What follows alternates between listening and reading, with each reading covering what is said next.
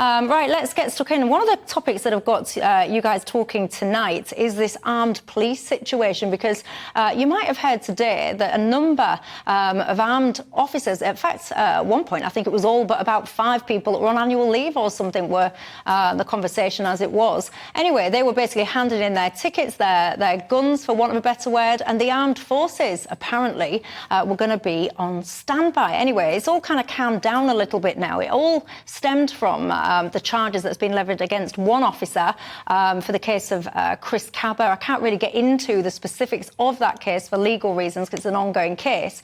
But on the more broader question about our armed officers, getting enough protection within the law, you are a barrister. Where do you stand on it? Your viewers won't like this. You do need some oversight over those who are equipped with weaponry that can deliver lethal outcomes on the streets of Britain.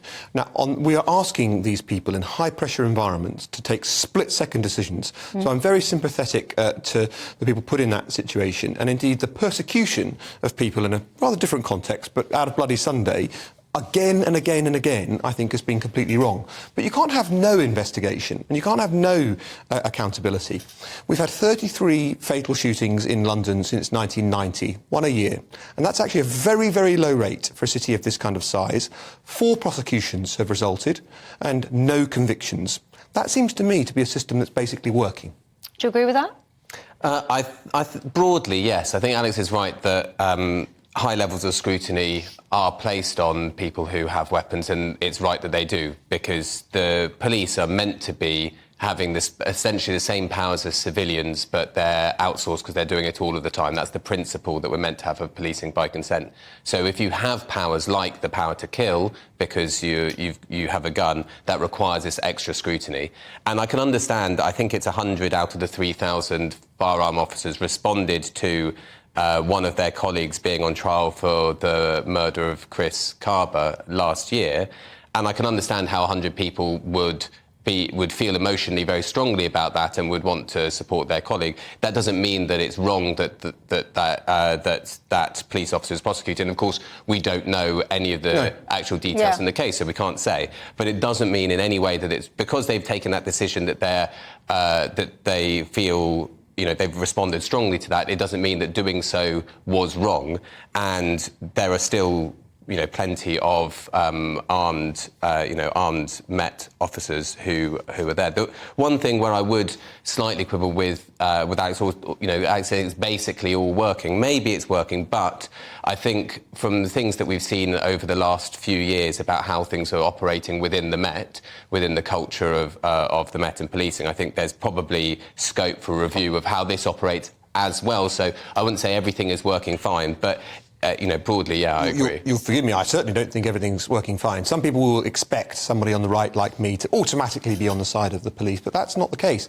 The investigation into Daniel Morgan, the journalist who was murdered, axed in his head in a car park.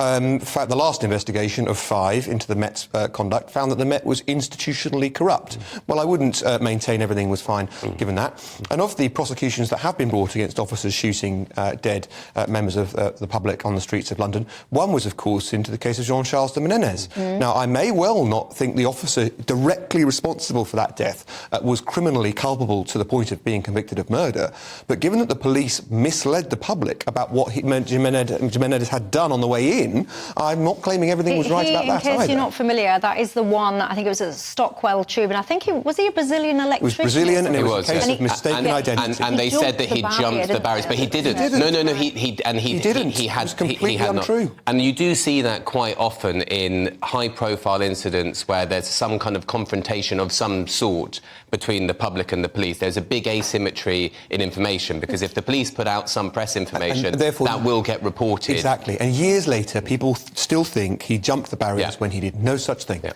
When you said, your opening line, you said, the viewers of this programme won't like what I have to say. Why would you assume that? Because I think that people expect us to rally in situations like this to the side of those who are understandably, they want us to rally to the side of those entrusted with this grave duty.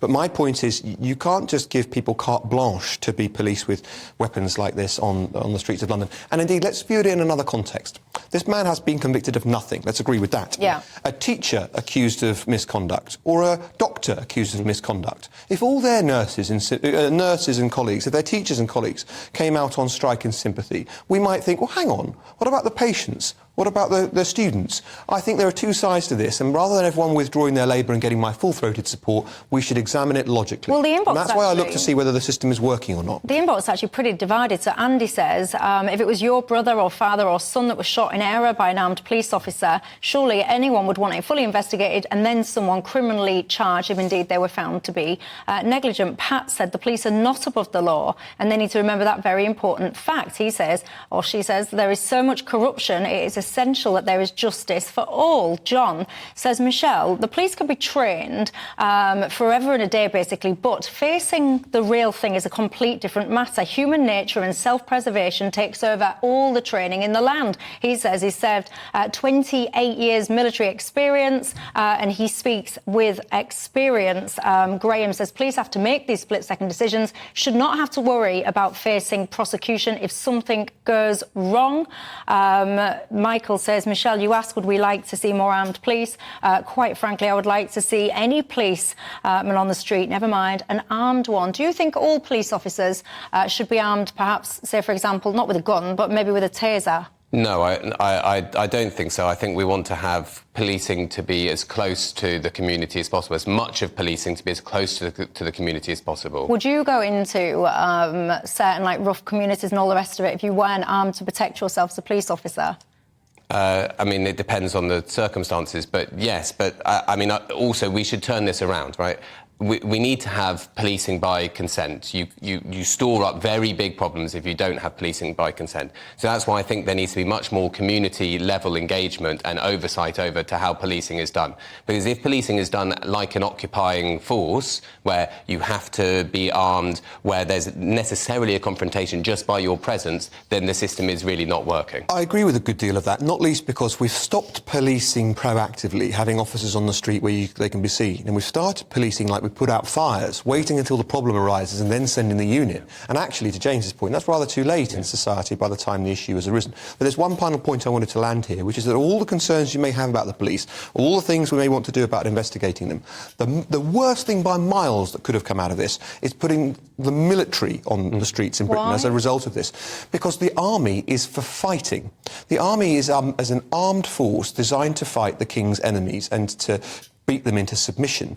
Our police are a civil force equipped to the best that they can be and trained to the best that they can be to enforce the law in a civil function. We don't believe in putting military force on the street in this country, and we'd have very bad outcomes if we did. So I'm very glad the situation has calmed down. I don't think they were, I mean, correct me if I'm wrong, but I'm not sure the plan was just to have them randomly patrolling. Wasn't it that they were there in the case of like an emergency scenario where they needed to be drafted in? The very point about the case that has produced the situation is that not everything goes to plan in these situations. Well, I'm a little bit harsh. I always say it's a good job for everyone, quite frankly. I'm not in charge of this country, but I would argue, actually, that in some cases, if people did see army soldiers patrolling the streets, they might think twice about some of the antics that they get up to.